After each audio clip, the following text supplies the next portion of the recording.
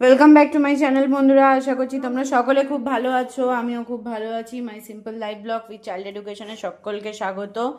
আজকে হচ্ছে তোমাদের শুক্রবার, তো আমাদের আজকে নিরামিষ না, আজকে আমাদের আমিষই চলছে। কালকে আমাদের নিরামিষ আছে। তো আজকে আমি সব রান্না আমার হয়ে গেছে, এখন আমি খালি মাছের রেসিপিটা করব বলে দেখো আমি এখানে মাছের ম্যারিনেশন করেছি। ঠিক আছে, তো বুঝতেই পারছো আমি কি মাছ করতে যাচ্ছি, এটা তো তোমরা দেখেই বুঝতে পারছো। তো চলো, এটা মাছটা আমি করছি, তো তোমাদের কেমন লাগে আমাকে নিশ্চয়ই জানাবে। আর যারা এখনও অবধি আমার চ্যানেলে নতুন তাদেরকে বলছি আমার চ্যানেলটা অতি অবশ্যই লাইক, সাবস্ক্রাইব আর একটা কমেন্ট করে দিও। আর পাশে থাকা বেল আইকনটা ক্লিক করে দিও যাতে নতুন নোটিফিকেশানগুলো তোমরা আর কি পেতে থাকো। ঠিক আছে, তো তোমরা দেখতে থাকো আমি মাছের রেসিপিটা করছি। তো দেখো অলরেডি আমার কড়াইয়ে তেল দিয়ে তেল গরম হয়ে গেছে। এর মধ্যে আমি দুটো তেজপাতা, গোটা গরম মশলা আর হচ্ছে শুকনো লঙ্কা দেব ফোড়নে।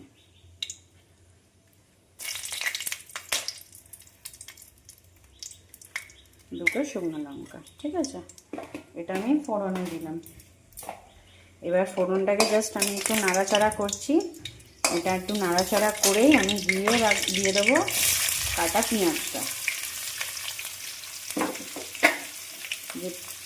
এখানে আমি দুটো পেঁয়াজ নিয়েছি, দুটো পেঁয়াজকে আমি কেটে কুচিয়ে আমি এটা ভেজে নিচ্ছি, লাল লাল করে ভেজে নেবো। তো পেঁয়াজ ভাজা আমার হয়ে গেছে। এখানে আমি আদা আর কাঁচা লঙ্কাটা পেস্ট করেছিলাম, ওটা আমি দিয়ে দিলাম। ঠিক আছে, ওটা দিয়ে জাস্ট আমি একটু নাড়াচাড়া করবো।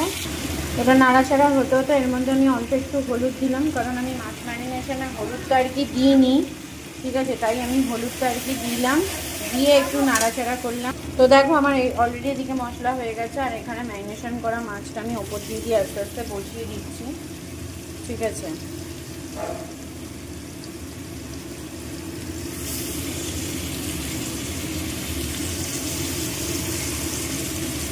মাছটা আমি বসিয়ে দিচ্ছি।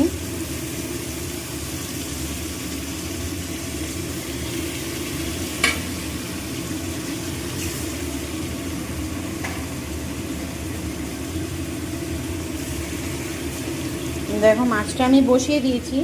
এবার এখানে যে আমার গ্রেভিটা হয়ে রয়েছে, আমি এটা 5 মিনিট পরে আর কি দেবো।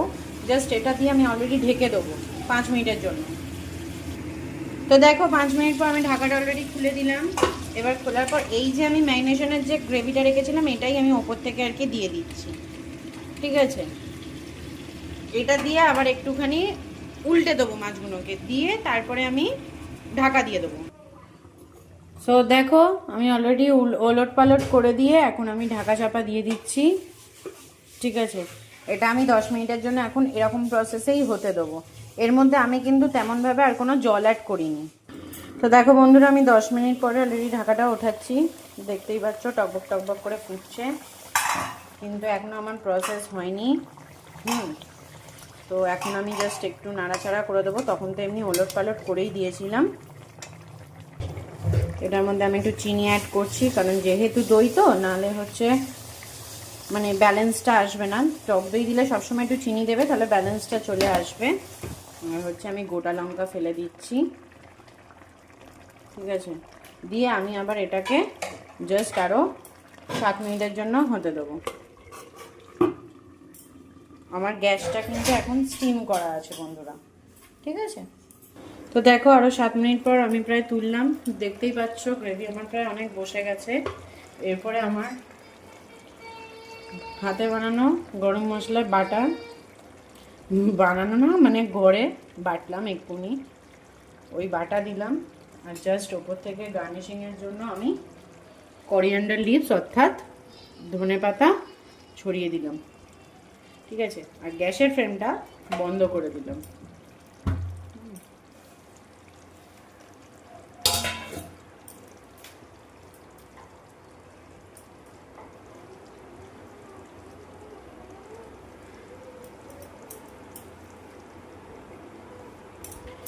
তো আজকের মতো এখানেই আমার রান্না শেষ বন্ধুরা। ঠিক আছে, রেসিপিটা কেমন লাগলো তোমরা নিশ্চয়ই আমাকে জানিও। ঠিক আছে, আর নিত্য নতুন রেসিপি পাওয়ার জন্য আমার চ্যানেলটায় কিন্তু সাবস্ক্রাইব করে দিও, বেল আইকনটা ক্লিক করে দিও। আর আজকে আমাদের দুপুরবেলার মেনুটাও তোমাদের সঙ্গে একটুখানি শেয়ার করে দিচ্ছি। দুপুরবেলার মেনু হচ্ছে আমাদের হচ্ছে ভাত, এখানে হচ্ছে উচ্ছে ভাজা,